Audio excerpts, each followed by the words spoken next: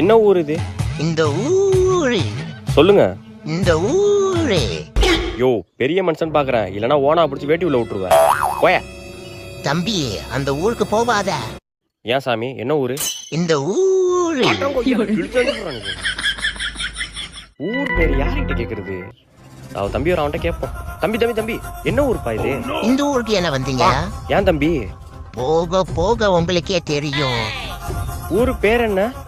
யோ ஆயோ. புரியல. யோ ஆயோனா.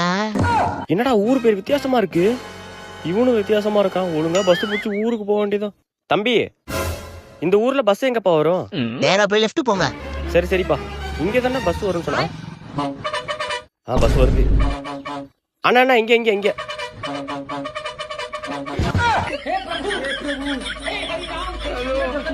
ஓடிடுறா டேய்.